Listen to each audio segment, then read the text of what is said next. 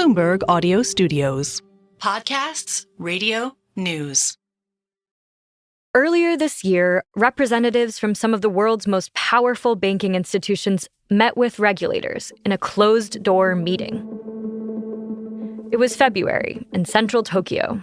The meeting was billed as a check-in for regulators to see if banks were living up to their promise to reach a net zero emissions goal they'd set years before. They asked the banks questions. How are you actually changing the way your banks operate based on your climate goals? How are you ensuring those commitments remain when new CEOs come in? Lots of wonky questions, all met with boilerplate corporate responses. It was all pretty boring and standard. Until Judson Berkey, a veteran American banker, chimed in. And he said, basically, you regulators are being totally unrealistic about what is the role of a bank in the energy transition.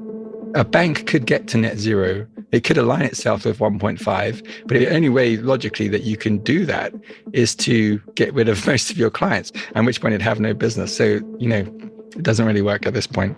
That's my colleague, Alastair Marsh, who covers ESG and climate change. And he told me that Berkey was essentially saying the quiet part out loud, that the banks considered these goals impractical in a world that is already on track to blow through the best-case scenario climate goals. And Berkey isn't alone in his sentiment. Over the past couple of years, the world's biggest banks have been quietly reeling in their climate ambitions. So, what went wrong?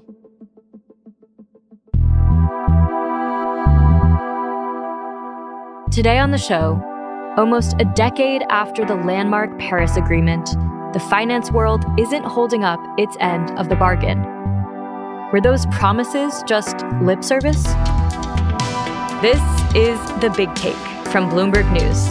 I'm Sarah Holder. In 2015, the starting gun on the global race to cut carbon emissions was fired in Paris.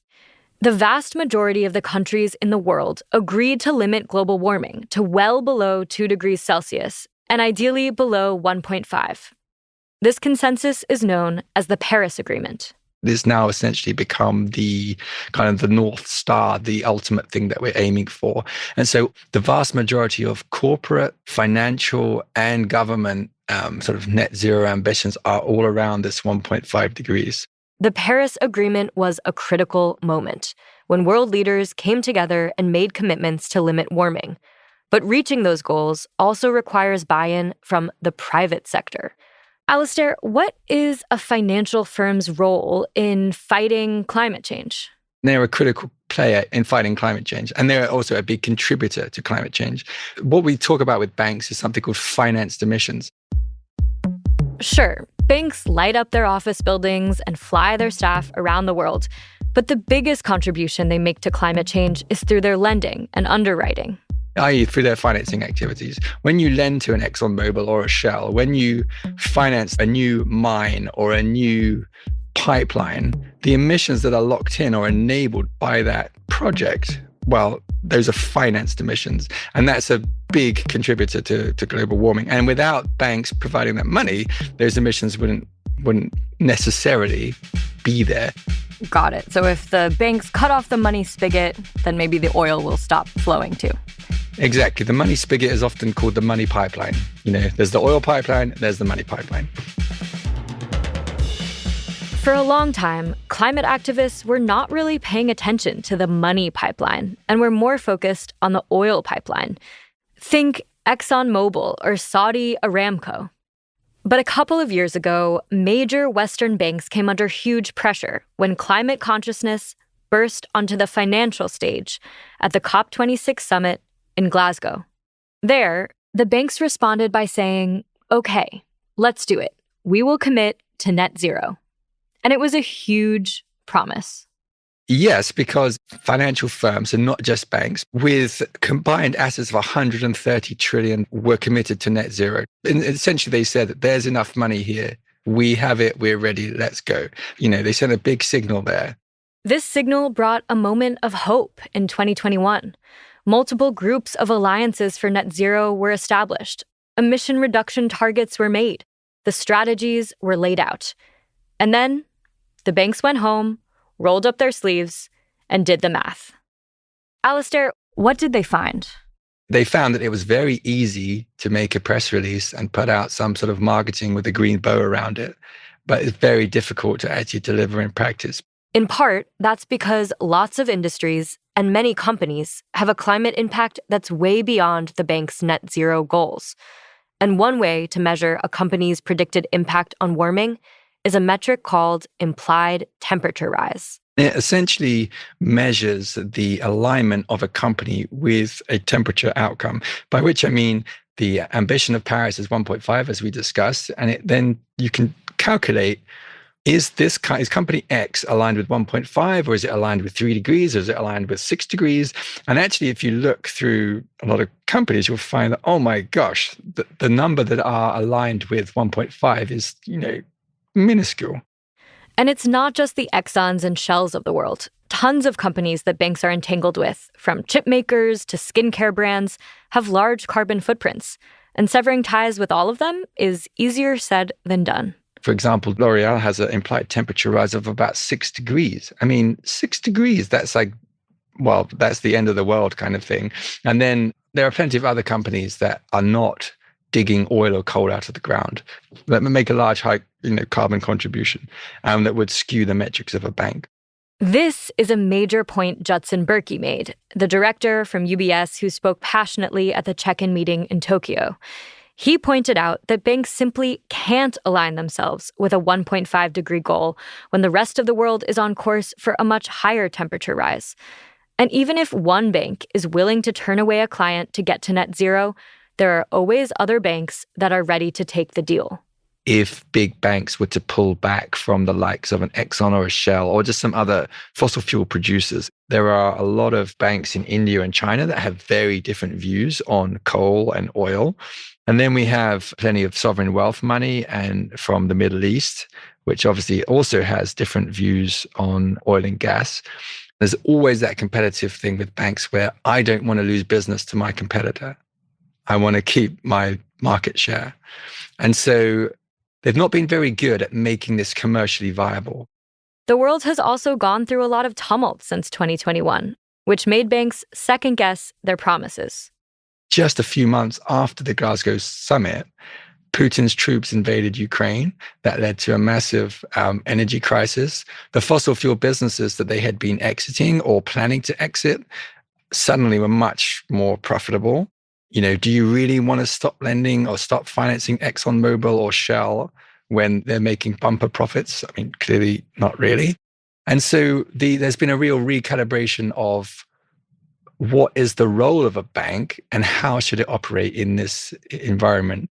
Is the bank's role to simply be a kind of passive taker of the economy as it is and just to funnel money to whoever needs it and to find a way to make good returns for shareholders?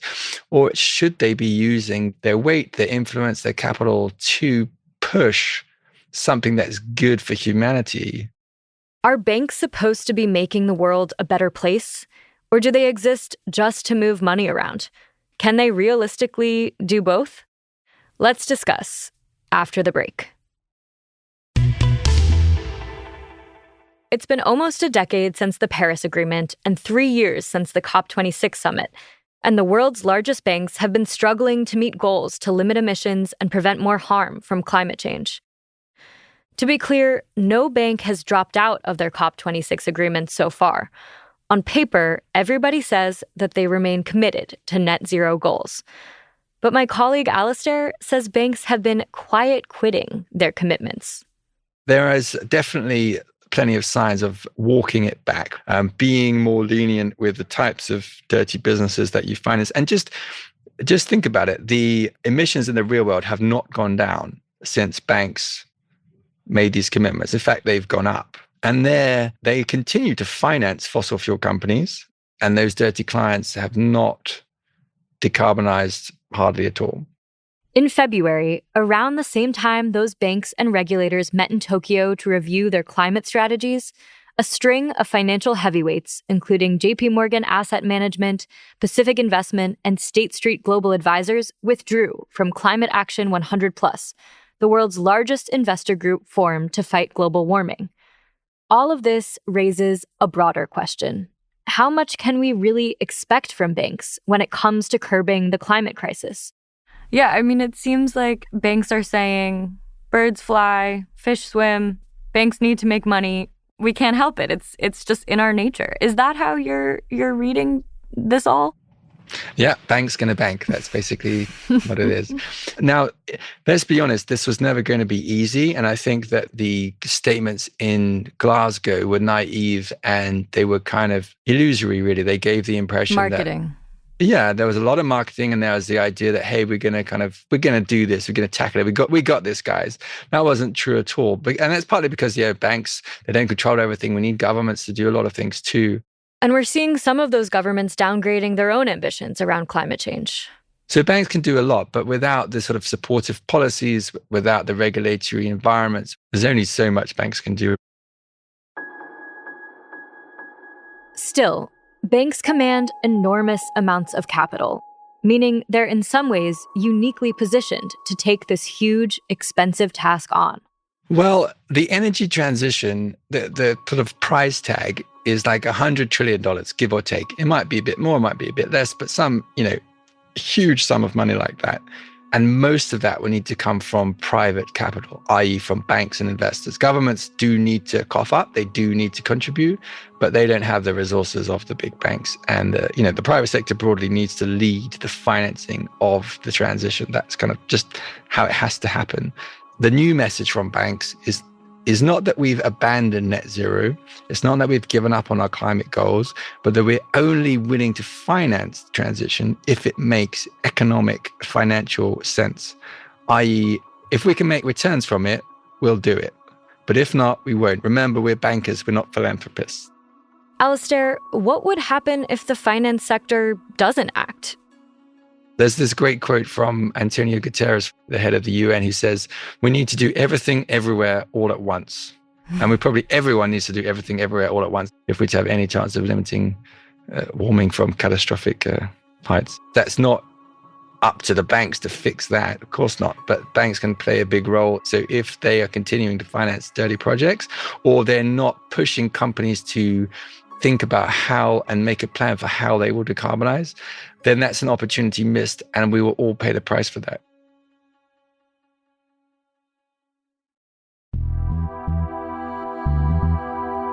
This is The Big Take from Bloomberg News. I'm Sarah Holder. This episode was produced by Yang Yang and Jessica Beck. It was edited by Aaron Edwards and Caitlin Kenny. It was mixed by Yang Yang and Veronica Rodriguez. It was fact-checked by Thomas Liu. Additional reporting from Natasha White. Nicole Beamsterboer is our executive producer, and Sage Bauman is Bloomberg's head of podcasts. Thanks for listening to The Big Take. We'll be back tomorrow.